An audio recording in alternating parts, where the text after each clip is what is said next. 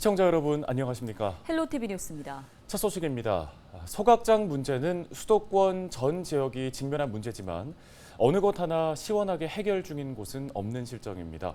수도권 매립지 종료를 위해서 권역별로 소각장을 확충하겠다는 계획을 낸 인천시 역시 마찬가지인데요. 네, 지지부진한 상황에 대한 대책은 없는 걸까요?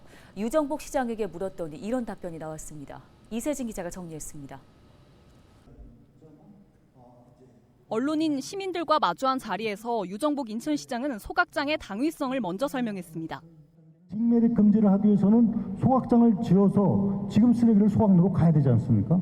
인천에도 지금 청라하고 송도에 대형 소각로가 있습니다. 근데 이거 갖고는 부족하기 때문에 권역별 소각장 확충은 인천의 오랜 현안인 수도권 매립지 종료를 위한 것이기도 합니다. 다만 이미 소각장 건립을 논의 중인 권역들도 추진 속도는 한참 더딥니다.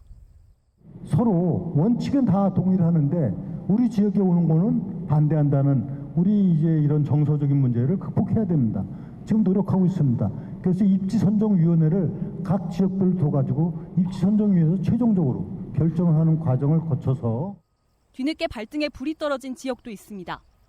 부평과 계양은 부천의 광역 소각장을 사용하려다 불발됐습니다. 자체 소각장 건립이 불가피한 상황이지만 소각장이 혐오 시설로 분류된 탓에 각 구에서도 적극적으로 나서지 않고 있습니다. 두 지역을 아우르는 광역 소각장에 무게가 실리고 있지만 주민 반발은 둘째치고 입지 선정부터 난항이 예상됩니다. 반면 직매립 금지 시기인 2026년까지는 앞으로 3년도 채 남지 않았습니다. 일각에서는 구체적인 로드맵이 필요한 것 아니냐는 지적도 나오고 있지만 유 시장은 그럴 문제는 아니라고 선을 그었습니다. 군구하고 협의를 해서 우리도 소각장을 지어야 되고 서울시도 경기도도 소각장 짓도록 하고 그렇게 지금 노력을 하는 겁니다. 이것은 이것도 진행형이기 때문에 이런 문제는 바로 아주 정말 진지한 협의 그리고 노력을 통해서 이루어지는 거기 때문에 제가 딱 그 로드맵 내듯이 이렇게 할 수 있는 건 아닌데. 한편 이날 유정복 시장은 수도권 매립지 종료를 위해 사자 합의체를 재가동시킨 점을 민선 8기 1년차 성과로 꼽으면서 향후 합의 이행에도 속도를 내겠다고 약속했습니다. 헬로티비 뉴스 이세진입니다. 태어난 지 하루 된 영아가 숨지자 출생신고 없이 텃밭에 암매장을 한 친모가 경찰에 붙잡혔습니다. 인천경찰청 여성청소년 수사대는 지난 5일 오후 5시 30분쯤 사체 유기 혐의로 친모인 40대 여성 A씨를 긴급 체포해 조사 중이라고 밝혔습니다. A씨는 지난 2016년 8월 인천의 한 병원에서 출산한 딸이 다음 날 숨지자 장례 절차 없이 김포시의 한 텃밭에 암매장한 혐의를 받고 있습니다. 경찰은 인천 지역에서 출산 기록만 있고 출생 신고가 되지 않은 아동에 대한 조사를 진행하던 중 해당 영아의 사체를 유기한 정황을 포착했는데요. A씨가 숨진 영아를 묻은 텃밭은 A씨 모친의 소유의 땅인 것으로 알려지고 있습니다. 경찰은 정확한 사건 경위를 조사하는 한편 구속영장 신청과 함께 살인죄를 적용할지 여부를 검토하고 있습니다. 45년 된 인천 내항의 낡은 곡물 창고가 복합 문화 공간으로 재탄생했습니다. 인천시는 중구 북성동 일가 상상 플랫폼 조성 공사를 마치고 올해 안에 시민들을 위한 문화 전시 체험 시설을 유치해 개방할 계획이라고 밝혔습니다. 상상 플랫폼은 지난 1978년 인천 내항 8부두에 건설된 곡물 창고를 개축해 복합 문화시설로 조성하는 사업입니다. 1,000억 원이 투입된 이 사업은 당초 인천시와 민간 사업자가 3대 7로 나누어 건설할 계획이었는데요. 하지만 민간 사업자가 자금난을 이유로 지난해 공사를 중단하면서 시가 협약을 해지하고 직접 사업을 추진해 지난달 공사를 마무리했습니다. 시는 인천관광공사와 함께 이달 안에 상상 플랫폼 내부 콘텐츠 유치 공모를 통해 시민들에게 개방한다는 계획입니다. 내년 2월에는 인천관광공사 사옥도 이 상상 플랫폼으로 이전할 예정인데요. 시는 상상 플랫폼 운영을 통해 앞으로 5년 동안 생산 부가가치 유발 1,306억 원, 고용 유발 801명 등 경제적인 파급 효과를 거둘 것으로 기대하고 있습니다. 유정복 인천시장이 광역철도망 확충에 대한 생각을 밝혔습니다. 유 시장은 5일 열린 인천 언론인 클럽 인천시장과의 대화에서 광역철도망 확충 계획을 묻는 기자의 질문에 내년 착공을 앞둔 GTX-B 노선은 계획대로 추진 중이며 인천발 KTX와 연계하는 방안도 검토하고 있다고 밝혔습니다. 계양, 검단, 서구와 관련이 있는 GTX-D, E 노선의 경우 사업이 확정되는 과정에 있다며 정부에서도 필요성에 공감하고 있는 만큼 차질 없이 추진하겠다고 설명했습니다. 김포와 인천 검단으로 이어지는 서울 지하철 5호선 연장과 공항철도 9호선 연결의 경우 노선이나 운영과 관련된 내용으로 인근 지자체들과 협의가 진행되고 있는 사안으로 빠른 시일 내에 협의를 매듭 짓겠다고 덧붙였습니다.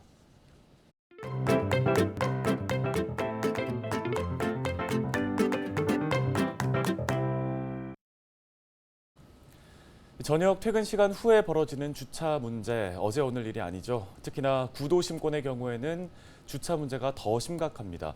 퇴근 후에 주거지 인근을 돌면서 주차할 곳을 찾아 헤매는 차량 많이 볼 수 있잖아요. 네, 그렇습니다. 이 같은 문제점을 해결하기 위해 최근 기초의회에서 조례를 만들기로 했는데요. 실제 해결까지 가능할까요? 기자가 간다에서 짚어봤습니다. 송유창 기자입니다. 인천의 한 주택가입니다. 주차할 곳이 없어 헤매는 차들이 곳곳에서 눈에 띄니다. 20분 동안 지금 주차를 못하고 있습니다, 현재. 평상시 같으면 보통 한 두세 바퀴 정도는 돌아야지 자리가 있을 때도 있고 또 없으면 또 한참 걸어가는 데다가 주차를 할 수밖에 없는 상황입니다, 지금. 주차 공간이 없다 보니 불법 주차한 차량들도 보입니다. 저는 지금 주택가에 나와 있는데요. 저녁 6시 반이 조금 넘은 시간인데도 이렇게 불법 주차된 차량들이 보입니다. 심지어는 주황선을 넘어 인도까지 점령한 상태입니다. 이 같은 문제는 비단 퇴근 시간만이 아닙니다. 평일 낮 시간에도 주차 문제는 심각합니다. 특히 주택가의 경우 주차 공간이 아닌 갓길이나 대로변 등에 주차한 차량이 대부분입니다. 말 그대로 불법 주차입니다.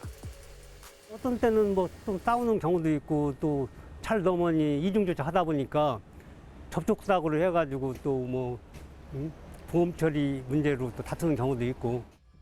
이 같은 문제는 결국 주차장 부족에서 일어나는 일입니다. 인천의 대표적 구도심인 부평지역의 경우 주차장 보급률은 지난해 12월 기준 19만 3,578면 부평에 등록된 자동차 23만 666대 대비 83.9% 수준입니다. 3만 7,088대의 차량은 주차할 곳이 없는 상황입니다. 현재 주차장 보급률은 부설 주차장을 비롯해 공영 주차장을 모두 합친 것입니다. 하지만 등록 차량의 경우 영업용 차량 등이 제외돼 실제로는 이보다 더 많은 차량이 주차할 수 없다는 것입니다. 해결 방법은 없을까? 가장 쉬운 방법은 주차장을 늘리는 것이지만 비용이 걸림돌입니다. 통상 공영 주차장 한 면을 만드는 데 드는 비용은 4천만 원 정도입니다. 이 경우 국유지 등 토지 매입 비용이 거의 들지 않았을 때입니다. 반면 공공기관 유휴 부지의 경우 매입 비용이 발생하기 때문에 8천만 원 이상 비용이 발생합니다. 민간 부지의 경우에는 더 많은 비용이 발생할 수 있어 민간 부지는 대부분 매입하지 않고 있습니다. 그렇다면 다른 방법은 없을까? 학교와 교회 등 민간에서 사용하는 주차장을 개방하는 것입니다. 공유 주차장이라고도 하는데 최근 부평구의회에서 주차 문제 해결을 위해 공유 주차장 지원 조례를 만들기로 했습니다. 공유 주차장이라고 하는 것은 병원이나 학교나 또는 그 종교시설 이런 곳에 있는 주차장을 운영 시간이 끝난 이후의 시간을 해당 인근 지역의 주민들이 주차장으로 활용할 수 있도록 같이 공유하자. 조례에는 단순히 시설뿐 아니라 수익 보존을 위한 지원과 관리 비용, 주차장 배상 책임 보험료까지 지원하는 내용이 담겼습니다. 실제 참여도가 높아질 경우 지금처럼 주차 전쟁만큼은 최소화할 수 있을 것으로 기대하고 있습니다. 원도심 주차 문제를 해결하기 위해 도입되는 공유 주차장 지원 조례, 해결의 실마리가 될 수 있을지는 지켜봐야 할 것 같습니다. 기자가 간다, 송유차입니다.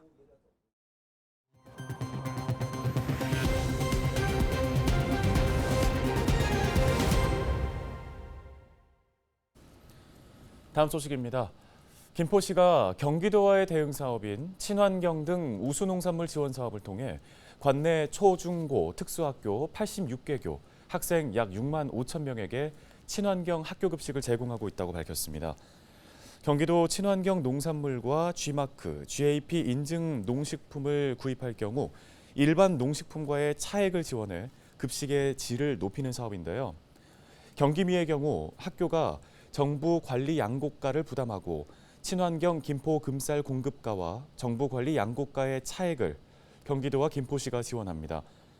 농산물은 학교 공급 가격의 30에서 50%, 가공식품은 15에서 30%의 보조금을 지원합니다.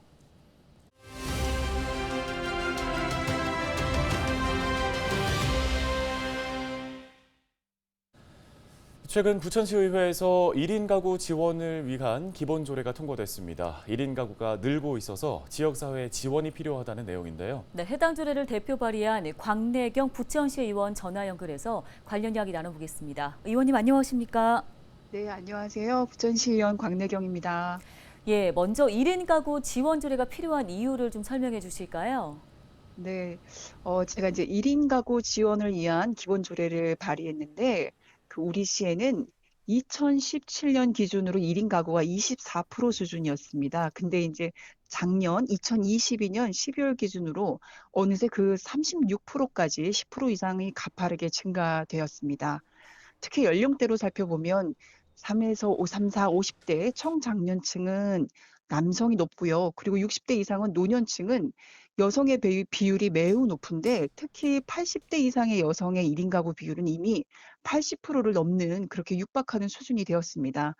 우리 시에는 그런데도 불구하고 다인 가구에 함께 사는 가구에 초점이 맞춰진 정책을 추진하고 있는 것들이 대부분의 내용이라 1인 가구 구조로 그 변화가 된 그런 가구의 변화가 생긴 거에 따라 그 정책도 발빠르게 대응해야 될 시점이 된 것으로 확인이 되었고, 그래서 이들이 겪고 있는 빈곤, 주거 불안, 사회적 고립 등의 그런 문제를 더 이상 개인의 문제로 봐서는 안 된다는 시각이 상대적으로 높게 나타났습니다.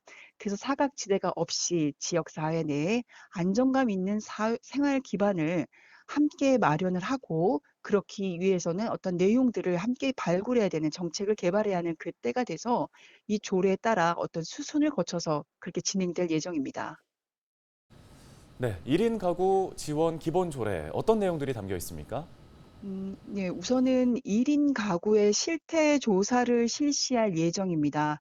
1인 가구가 어떻게 발생이 됐고 어떤 연령대별로 어떤 성별별로 그리고 지역별로는 어떻게 다른지를 다 전체적인 조사를 통해서 그 현황을 알고 그다음에 그에 맞춘 지원 정책을 수립할 수 있도록 그렇게 할 계획입니다. 1인 가구에 대해서는 종합적이고 체계적인 시책을 마련하도록 또 하나의 시장에 책무를 넣었는데요. 시장에 책무를 넣음으로 인해서 시장이 5년마다 기본 계획을 수립할 수 있도록 그렇게 그 의무사항을 조례에 넣었습니다. 그러므로 인해서 1인 가구에 대한 종합적인 정책을 개발할 것이고 그의 체계적인 그 정책들을 통해서 조금은 삶의 질 향상과 함께 안전한 사회를 만드는데 조금 더 나아갈 것이라고 봅니다. 네, 그럼 이 조례가 잘 자리 잡게 된 이후에는 어떤 효과들 기대해 볼 수 있을까요? 네, 1인 가구는 다인 가구에 비교하여 범죄 가능성이, 노출 가능성이 높습니다. 또한 1인 가구 급증과 함께 우리 사회에 홀로 있음으로 인해서 외로움이나 사회적 고립이 또 다른 새로운 사회 문제로 부상하였습니다. 사실상 몸이 아플 때나 위급할 때 우리가 가장 어려움을 느끼고요. 그리고 주거에 대한 지원이나 여러 가지 시설 측면에서 많은 필요로 한다는 것을 인식이 되었는데요. 이런 부분에 대해서는 사회적으로 어떤 기본적인 정책과 그리고 체계적인 정책이 있어야 되는데 지금은 부족하다는 측면이 많습니다. 사회 안전망을 먼저 구축하고 안전에 대해서 보장이 되었을 때 우리 사회가 훨씬 더 건강해질 테고 그리고 미리미리 범죄나 이런 부분에 대해서 예방을 하고 정책을 기반으로 지원한다면 우리 사회가 서로 편안하고 배려하는 사회가 될 것이라고 생각됩니다. 결국은 안전한 사회가 되었을 때 사회가 좀 더 쾌적하고 좀 더 행복할 것이라고 보고 이 1인 가구 조례를 통해서 우리 정책이 홀로 사는 분들에게 좀 더 윤택한 그런 기능을 가져오도록 되었으면 좋겠습니다. 네, 오늘 말씀은 여기까지 듣겠습니다. 지금까지 부천시의회 광내경 의원이었습니다.